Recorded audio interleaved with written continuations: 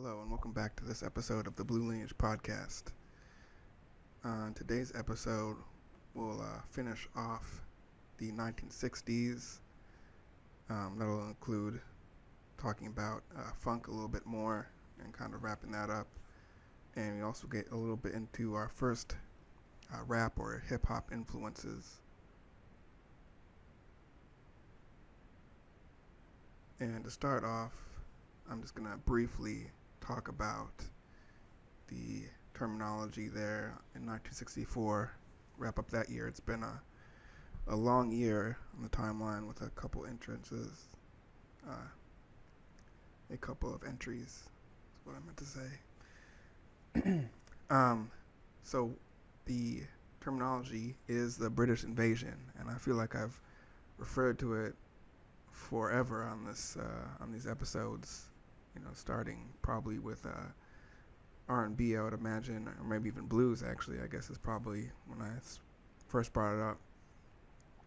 So I've been talking about it forever. So now it's finally here, and it's really a very brief definition because of all of that. I feel like I've already touched on it enough. But the British invasion is it refers to the influence and the arrival of all the British performers and other performers that may have originated elsewhere in Europe, but primarily people are referring to British performers and their influence on the U.S. pop music scene, and that really was brought upon by the Beatles in 1964, as they almost single-handedly really kind of revolutionized that whole scene. But it included a lot of other bands like the Rolling Stones, the Animals, the Kinks, as well as some of the people that the performers or individuals that we might think of later, especially from bands like the Yardbirds. There was Jeff Beck, Eric Clapton, who else was in there? And also a band like The Who was another one. You kind of get like these phases of really guys we associate and women we associate with blues rock, and musicians that we more so associate with as sort of just this rock, kind of take over pop icons and whatnot. So that's really that. I don't really feel like I need to go into it since I've kind of mentioned it so many times. It's a pretty basic concept, and the influence on the timeline is pretty clear, as we talked about how this invasion, quote unquote, really just changed the landscape for a lot of these rock and roll and rock stars who were already present in the U.S.,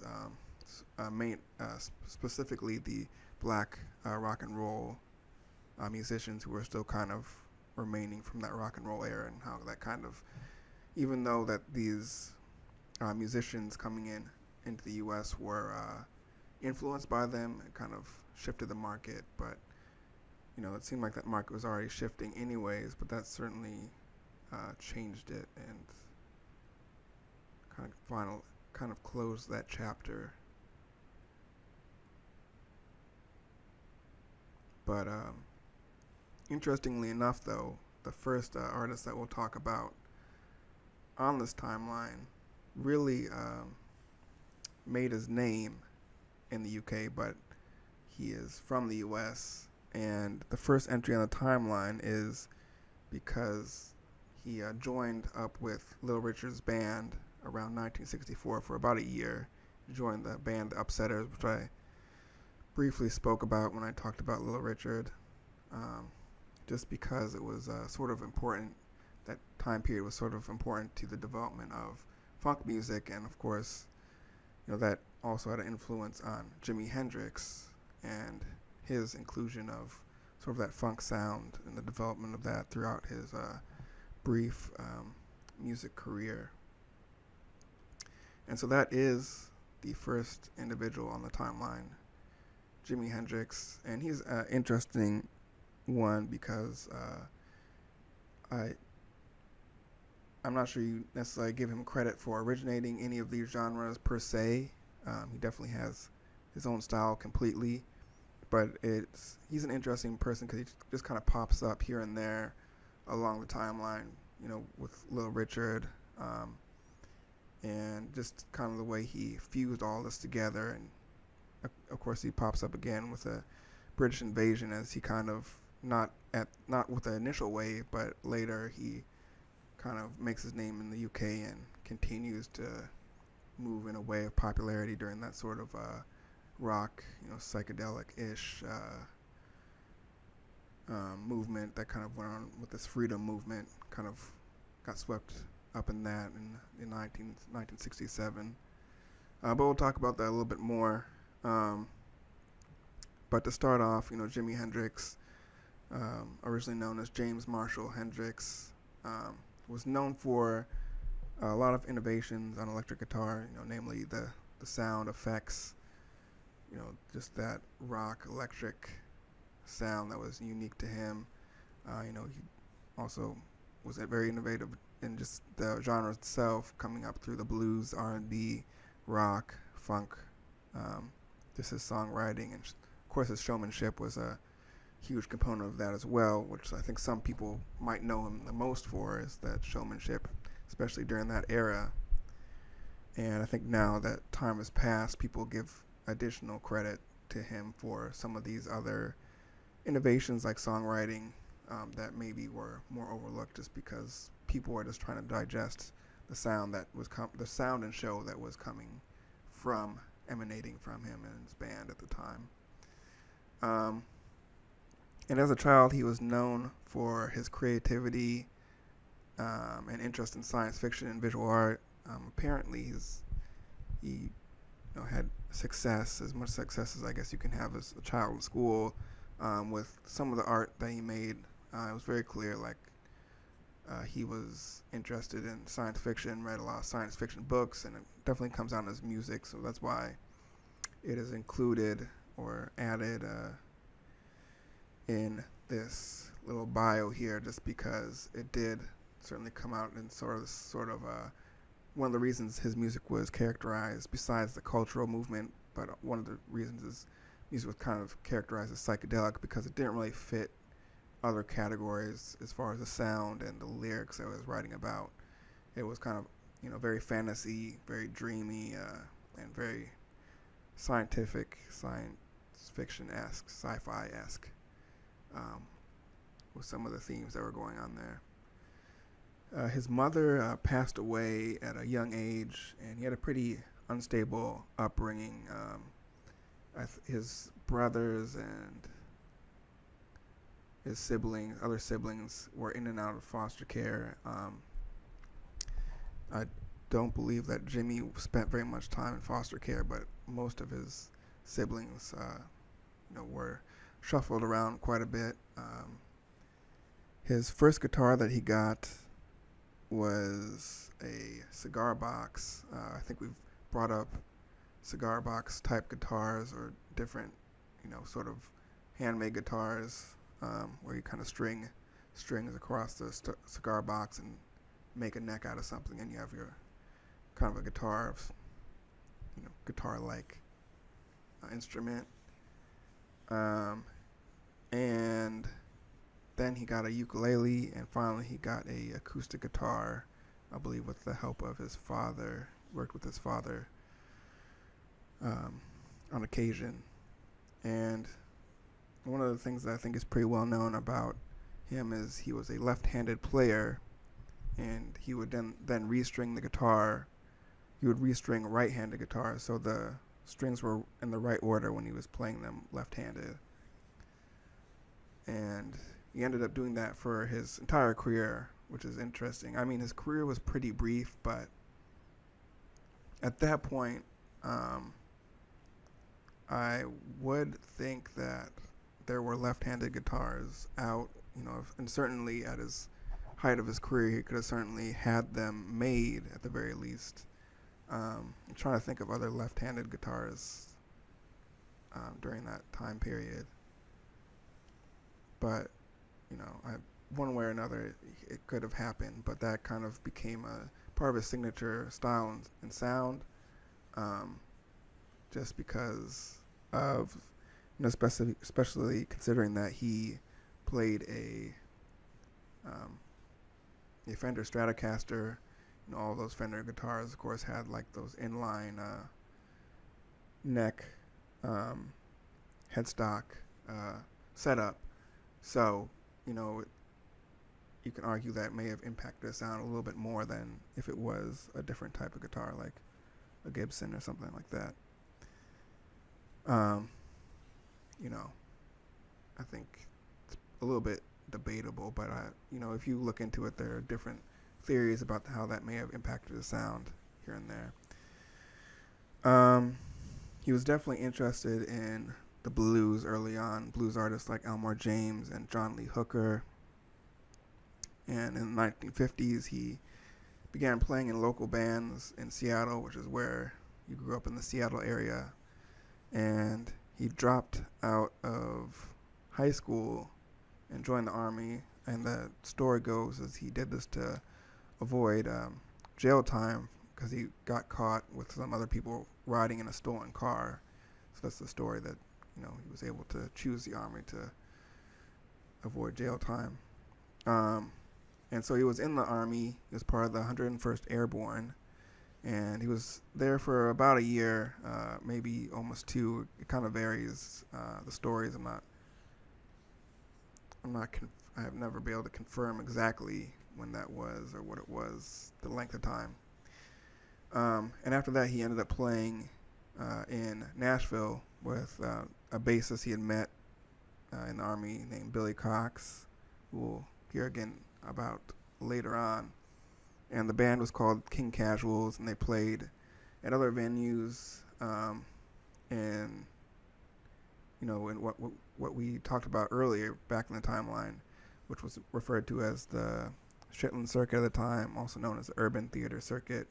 And he backed a bunch of notable R&B acts during that time. And later he moved with the band to Harlem. And in 1964, where we come into our timeline, is when he had a brief stint with Little Richard and the Upsetters. And also around this time, he reportedly met Albert King. And I know that Albert King at times refers to having met Jimi Hendrix, but I don't know what the time frame was. But apparently it was around this time. And he helped him refine his note bending techniques, which is interesting because I think, Jimi Hendrix is certainly a very prolific note bender, guitar string bender, and I think, I don't know who is considered to be the best, but Albert King is definitely one of those people who really maximized string bending techniques. When you listen to his songs, really bending in and out of notes.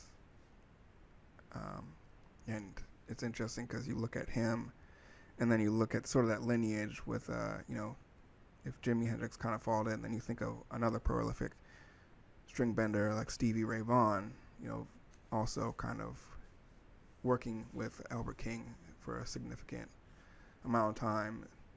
It seems like a lot of those type of players kind of had an interest in Albert King, because Albert King is certainly not the original string bender, but he, when you listen to his music, he's definitely, one of had a very unique and interesting set of string bending techniques, and it's very present in his songs, maybe more than others, where I think you can say that other musicians used it to accent their songs. Albert King really almost used it to define his sort of electric blues that he played. And then so in 1965, he began playing with the Isley Brothers. And in 1966, he returned to New York. He toured with the Isley Brothers for a little bit, and then he returned to New York to lead a band he formed called Jimmy James and the Blue Flames, which he started to play in the Greenwich Village clubs, which kind of became that whole area of New York kind of became kind of his base from that point on. His U.S. base, I should say, because he traveled out of the country and became well known out of the country. So, this early style, this time when he kind of was able to start to really play his own music and not so much covers of other artists, you could really see the influence of guitar greats like Muddy Waters, T-Bone Walker, Albert King, as we just mentioned, Chuck Berry, and kind of infusing this and also, just expanding and experimenting and showing like an inspiration from a really wide range of musicians. And he was discovered by producer and manager Chas Chandler, who got him to move to England in 1966. And he formed the Jimi Hendrix Experience at that time. And they got their first hit with their version of Hey Joe in 1967, which was part of their, really groundbreaking album Are You Experienced? And that same year is when they came, they were based in the UK originally, as we just said, and they played the Monterey International Pop Music Festival back in the States, which, was really a showcase for them in the U.S., and it also really fit perfectly with the sort of countercultural social movements that were kind of rising up and taking place at the time. These sort of freedom and, anti-war, really the peace and love sort of themes that were rising up at the time, and kind of piggybacking off some of the earlier black social movements that had taken place in the U.S. And it was really this time where, he really got into, and that showcase really showed off his unique showmanship and his use of effects and feedback and distortion and improvisational skills that really, set him apart from other musicians and sounds of the time. And in 1968, they released an even more innovative album called Axis Bold as Love, and that was followed by Electric Ladyland. And so Axis Bold as Love, you can really see that really seems to be an album that, he was able to put his own fingerprint on, even more so than the first one, and continue to delve deeper into some of the effects, cutting edge effects of the time that were coming out. And then with Electric Ladyland, you kind of see that he's kind of arrived, kind of probably experimented in that fashion as much as he could, at least for that time, because you have to remember that effects and feedback at this time are new in general. So there was only so much you could do, even with, his success, his engineers and sound people could only, customize and rig everything up and get so much. And of course he was touring a lot, so you can only get so far as that goes. So by the time when Electric Ladyland comes out, it really is showing that he's kind of found his sound or sounds, and now is really interested in experimenting with other styles of music as well as other musicians, as he brought in a lot of guest musicians, or was seemingly. And of course Electric Ladyland also refers to the studio he built, and it was another intention to have, this was kind of a home base where he could potentially facilitate some of these collaboration moments or sounds with a studio, a state-of-the-art studio. And so in 1969, shortly after the band broke up, and it's kind of reflected, Jimi Hendrix's continued ambition to expand the sound, and he briefly formed a band that was known as Gypsy Sons and Rainbows, which included Billy Cox, and that was for the Woodstock Music and Arts Festival. And then in 1969, he also recorded a track. It's called Doriela Dufontaine with Lightning Rod, also known as Jalal Mansur Nuruddin of the Last Poets. And we'll talk about that a little bit more later, because we'll talk about the Last Poets in a little bit. But that track was really interesting because it was an example of early rap. Lightning Rod was a prolific spoken word artist at that time, and of course, spoken word has that rap essentially is very much stems from poetry in general, but spoken word and the styling of the last poets to be utilizing spoken word along with background music and instrumentals, that kind of has that early early rap hip hop culture influence, or that's it has the early what am I looking for? The early it has some of the same features, early features, and resembles early hip hop to an extent, even though hip hop culture kind of comes from a slightly different place, but similar. And then you could hear also Jimi Hendrix with his funk influences in the track as well, because he did the instrumental on guitar and bass. And so you see like additional versatility and also a new wrinkle where Jimi Hendrix's career may have headed if he had been able to continue playing longer. We've kind of seen him get involved in all the genres up to this point, and now he was kind of meshing in this what was evolving into hip hop and funk.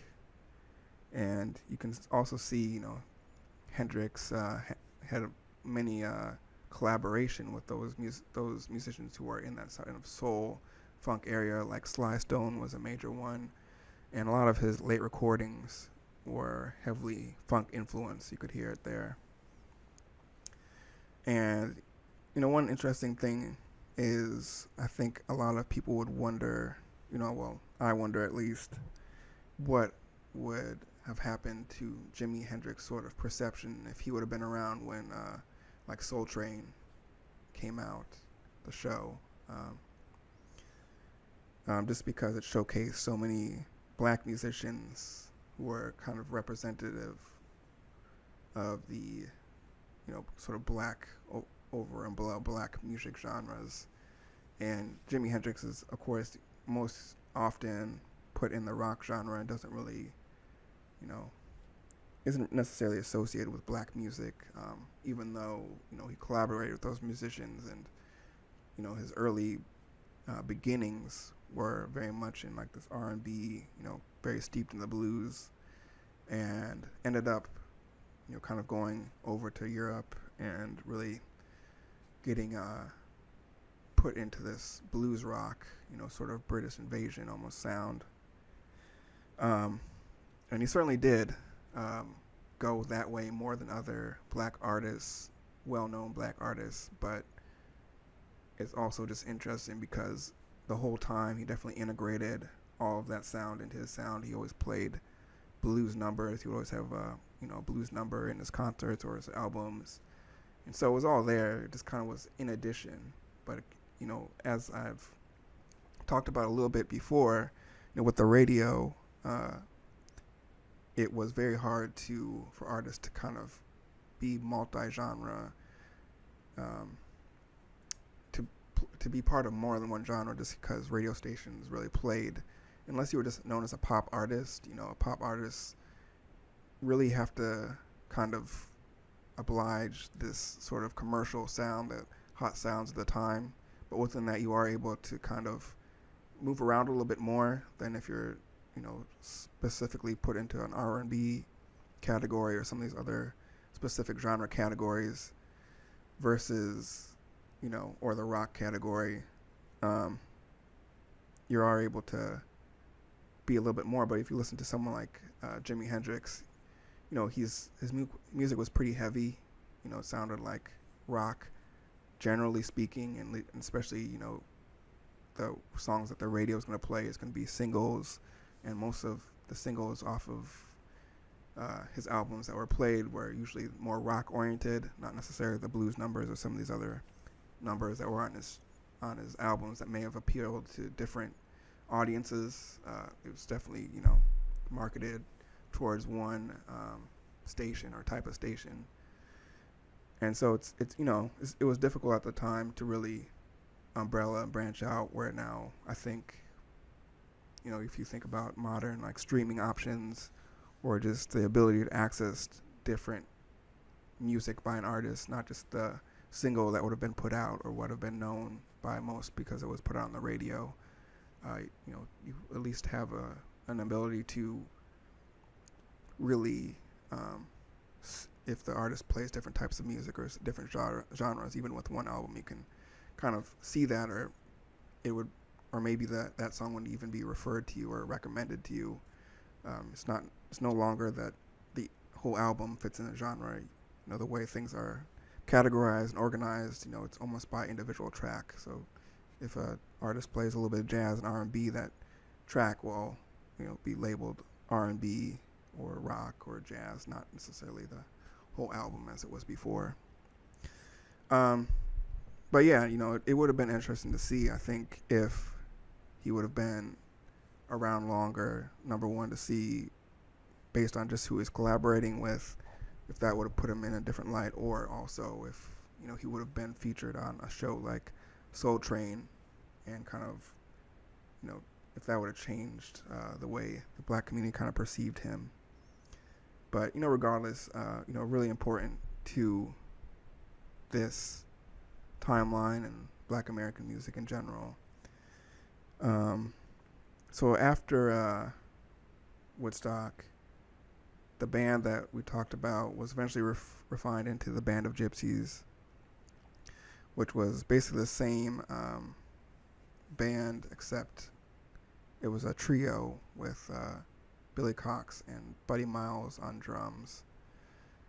And, they released one album, a self-titled album in 1970, and Billy Cox would remain his primary bassist for the remainder of his career, but the Band of Gypsies themselves broke up shortly after for, different reasons, reported reasons. And following this period, he was spending a lot of time in his new studio, as we talked about, Electric Ladyland. And around then, his career was cut short by his death later in 1970. So, very brief career when you consider his rise, really getting into his own sound in 1966, as we talked about, when he returned to New York, and then, passing away in, late 1970. It's a very short amount of time. So, very prolific career considering the span of time and the amount that he was able to kind of put out and get done in that amount of time. So one of those people that, you just always really wonder, I think, on this timeline of the people we've talked about, a lot of them have, died younger. I think, the other person that really stands out is Robert Johnson. As far as someone who really died at a point where people were just starting to get to know them and recognize them for some of these skills. Most of the other people on this timeline may have died younger, or young, all things considered. But generally speaking, as far as their career in the spotlight, or peaking, I guess you could say, as far as industry's view, or even maybe their own view, we haven't really seen that often. That's Jimi Hendrix and Robert Johnson, very, very short careers. But some of the most impactful musicians on the timeline, arguably, in a lot of ways. Jimi Hendrix maybe more so for the potential and some of his contributions to the future of multiple genres, but Robert Johnson certainly a very core individual in the development of the blues and future genres as well. So interesting how that kind of works out. Unfortunate as well. But that is Jimi Hendrix, and next on the timeline are the Last Poets. And Last Poets are an interesting group because I think that, they are a group that is kind of overlooked in a lot of ways. I know that a lot of early rappers are people who they give credit to the last poets, or you can hear them give credit to the last poets, but they're not necessarily, probably because they are spoken word. They didn't necessarily break out into a music scene. The spoken word kind of poetry scene, sort of socially conscious poetry slash spoken word is kind of a different audience than what would have been the early hip hop scene, which was really kind of a was kind of a community party scene, which would have included, there's crossover there, but this is definitely a little bit of a different scene, although really in the same location, kind of coming from the same thing in a lot of ways. But the Last Poets, they were known as sometimes considered the first rap group, but it's really how you define it. I don't think people necessarily are going to say like they are the first rappers, associate and connect and compare them with the early hip hop artists or rappers, because they definitely are. It's definitely a big difference. But if you want to define it, just basically what rap is, by definition, and what they were kind of doing, you could. But what's most importantly is they just have that, spoken word plus the background music instrumentals that we talked about, which was and also their actual lyrics. If you listen to some of their early lyrics and tracks, they were used by some of the early hip hop artists. So you could make the argument there that because they were able to be used or utilized in hip hop, then they are hip hop. I don't know. It's not a debate that I would really want to get involved in. I'm just interested in their innovation and influence on the timeline. And they really grew out of the black arts movement. And that was socially and politically aware art and literature movement of the 1960s.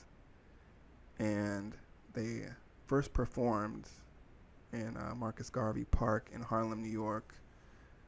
It was for a gathering in honor of Malcolm X in 1968. And at that time, they were pretty informal, but they performed there, and soon after they split up, and they split into two groups that was known as the Original Last Poets, which is a separate group that we don't really get into, and the core group continued as the Last Poets. And it's not necessarily that they were rivals, but they just kind of went separate directions, and I don't know of a situation where they ever really collaborated. I don't remember the details, but I think they were just different intentions and leanings. And even the Last Poets are kind of the Last Poets we talk about are somewhat changing. They change members a little bit, but the Last Poets that we are covering in this episode are Abiodun Oyewale, Suleiman El-Hadi, and Jalal Mansur Nuruddin, who we mentioned a little bit, and Umar bin Hassan, and Raymond Nalihia.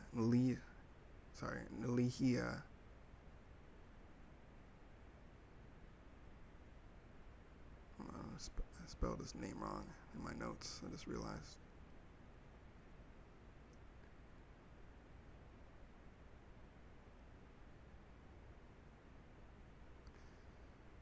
Okay, there we go.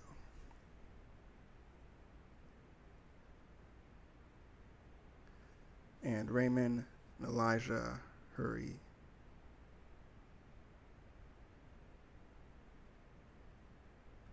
The group joined a number of activist parties, including the Student Nonviolent Coordinating Committee, and they also joined Students for a Democratic Society and the Black Panther Party. They ended up splitting up into separate group in the early 1970s, and that's why I was saying that that they continued to, these groups kind of continued to splinter and perform. When you look at their albums, you'll see different members on different tracks and different for different albums, and a lot of them had kind of their own thing going on. So they're always kind of an informal group, but the Last Poets that we're referring to, the main split is the original Last Poets and the Last Poets, and they were basically just known for spoken word over percussion. That was and socially conscious lyrics. They were really infused with content about racial oppression and social justice. And they were signed by producer Alan Douglas, and they released their debut album, The Last Poets, in 1970. And in 1971, This Is Madness, which included jazz and funk-inspired backing instrumentals, which was their next album. And so they kind of continued to build towards this hip-hop sound. And you have to remember that the formal hip-hop formally did not exist until 1979, roughly, as far as commercial releases and hits. 1979 was the year. Prior to that, you could argue that there were tracks out there. And of course, this is an example of some of the early, those early sounds. And so in 1973, Jalal Nuruddin, he released an album called The Hustlers Convention, which really, reflected the future sounds of rap. But the problem with that was that the album, for a variety of reasons, it got limited exposure, and some of the early appreciators and innovators within the music and future rap artists, they had heard about it, and it was also played at some early block parties. But overall, Hustlers Convention was really unknown to the greater public for quite a long time. And the band itself, as I said, they didn't really get their due, or didn't get as much attention for their contributions as one of the early influencers or innovators. But in the 1980s, they got a little bit of a surge in popularity because hip hop culture really began to emerge, and a lot of artists were sampling their work, or kind of paying a little bit of homage to them. And they continued to make performances and tour into the 1990s and 2000s. But, I think they're just important in general. But one of the artists or entries on this timeline that definitely doesn't get as much credit, but really, once you listen to them, and you can listen to some of the early artists in the genre, and you can clearly see that they were an influence. Kind of like Chuck Berry in some ways, but Chuck Berry definitely had his hits. It's just that some of his non-hits were probably the most influential songs. And in this case, I think the Last Poets were probably very well known and popular in the community.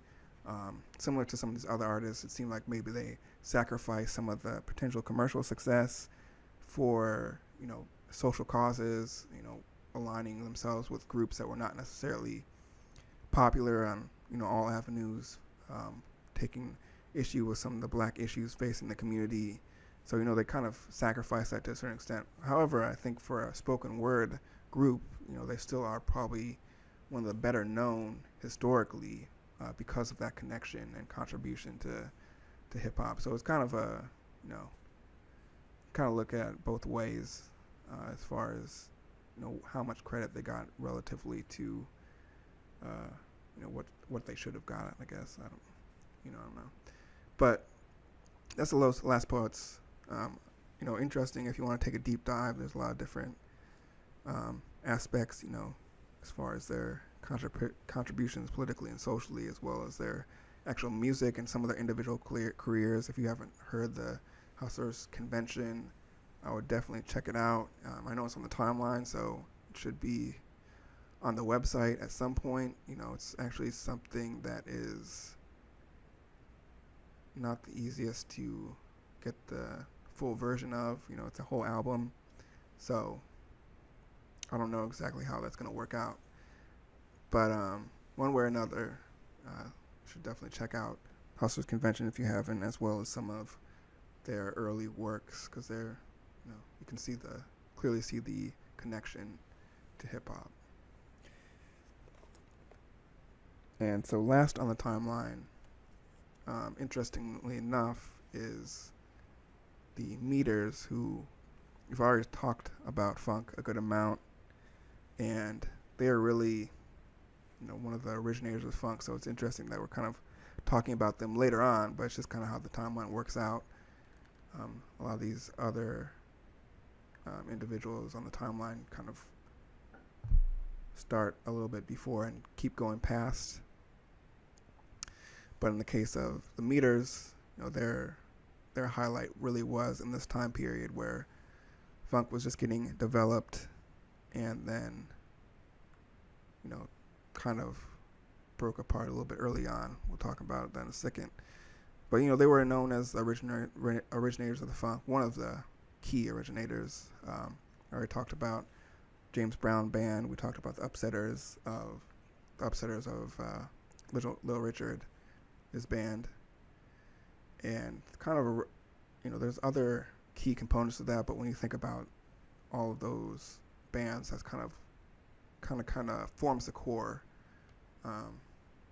When you think about the original sounds of funk. And the band was led by Art Neville, the Neville brothers, who come from New Orleans music scene. That includes Art's brother Aaron. They were formerly named the Neville brothers, and they were known as Alan Toussaint's studio band, crafting their rhythmic sound at that time. And Alan Toussaint is, of course, another big known in the New Orleans music scene, and he was influenced by the well-known New Orleans player Professor Longhair, who had been really influenced by champion Jack Dupree, who we talked about quite a while back. Champion Jack Dupree had his song Junker Blues that was eventually renamed as Fat Man, and Fats Domino. That was his original hit, and who's also a New Orleans guy. So it kind of all stems back to Champion Jack Dupree to some degree. I think that was one of the things about Champion Jack Dupree, was not really well known, but his footprint is pretty wide. A lot of it was because he decided to go to Europe, and most of his career was spent there.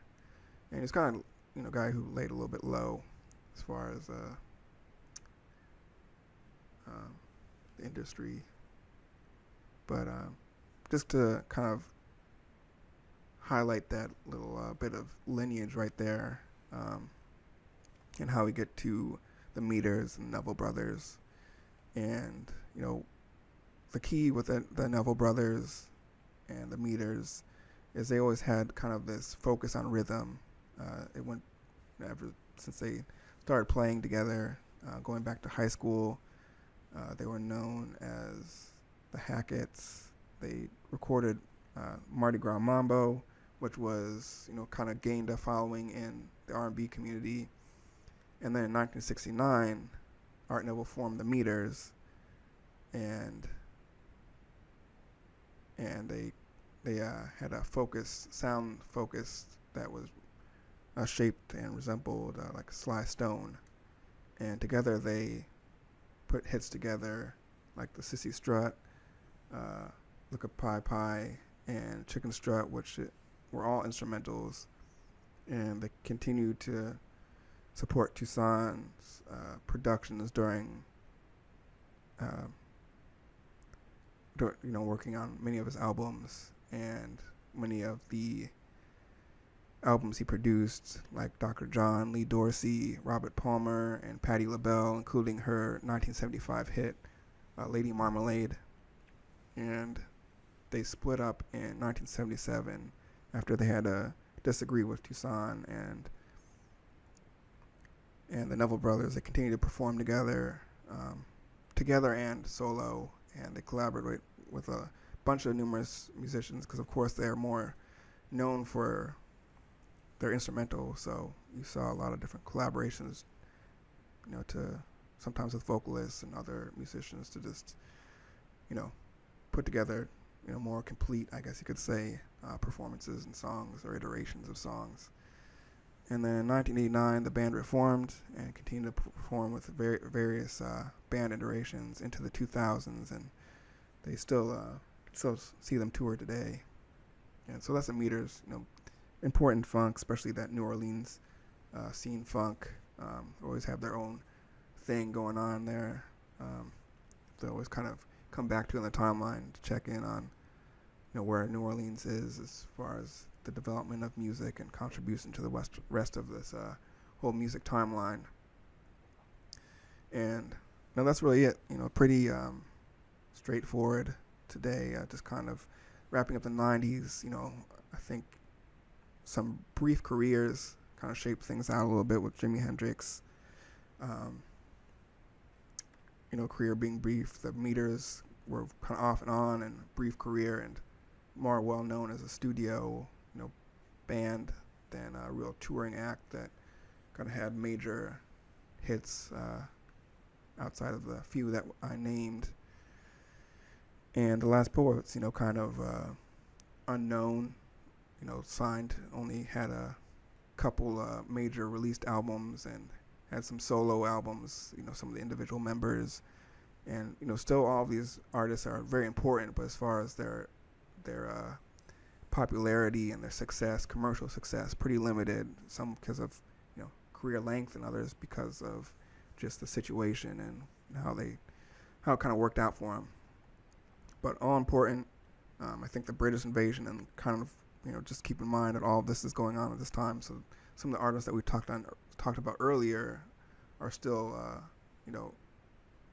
the dominant artists in this time period, as well as some of the artists, really mostly Jimi Hendrix as far as artists of this period. But, of course, there's still James Brown and Stevie Wonder and some of these other artists who are really picking up and dominating, as well as some of the many artists that are not on this timeline, and the artists who came over from Europe who we've mentioned here and there. So, it's an interesting time period, and you have to think that to some degree this sort of swell of the British invasion impacted the ability for some of these other artists like the Last Poets or the Meters, to really break into the music scene in the U.S. Not that they would have, because as we said, they have an innovative, unique sound that may not have been, the sound that people wanted to hear at the time.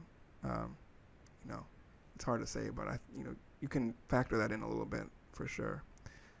So anyways, at this time also there's Motown, and of course the soul music is also going on to kind of pair with this rock movement. And we'll talk about that a little bit more next episode. Have wrapped up funk in a lot of ways. It still has had its fingerprint on soul and R&B from this point on, but as far as the core artists, we kind of move on from that a bit, and we start to shift a little bit more into this hip-hop era. The Last Poets kind of kick it off, and now we are sort of shifting, and I guess Jimi Hendrix kind of helped kick it off a little bit too, and we'll slowly transition into that final genre on the timeline. And I think it gets pretty interesting, and one of the things I brought up I think last episode was just sort of how this timeline has shifted, where in the beginning Black American music kind of had to find a way to fit into the industry, and now really we see that these artists and performers are defining the industry, even if it's not necessarily a pop hit. There's a market now where a lot of these artists are able to really innovate and contribute their own flavor and have their clear market, even if it's not the mainstream, to uh, put out what they want and not necessarily feel like they have to fit into like this sort of R&B or rock and roll kind of this kind of rock and roll or R&B mold, I guess, which we do see, of course, in other areas like pop music and Motown. There's definitely that element, but for some of these artists on this timeline specifically, we can kind of see how they're able to, do things their own way if they so choose, sometimes sacrificing popularity and success, but, still able to be successful in their own right, and certainly, historically speaking, very successful as far as how they're looked upon today. So it's just something, another piece to consider as we kind of move forward. You see, these artists getting a little bit more of that freedom, to some degree. Obviously, there's a pop music and mainstream side also that's still occurring that, it's another way to go down. And we'll talk about that a little bit more with some of these final artists and their sort of relationship with the industry and, maybe sacrificing or also getting that success.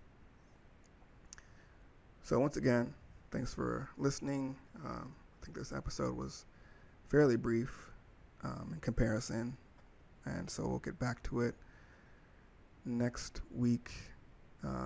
We're down to, I think, the last 2 episodes, and then we get to move on to a little bit more of, I guess, a looser format post-timeline where, we'll see what comes up, but it'll be a little bit more of a focus on current events.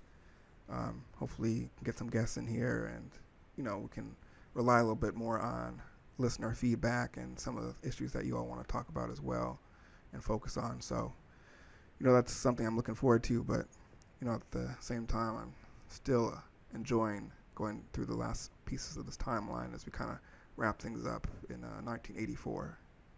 All right, thanks for listening, and I'll see you next time.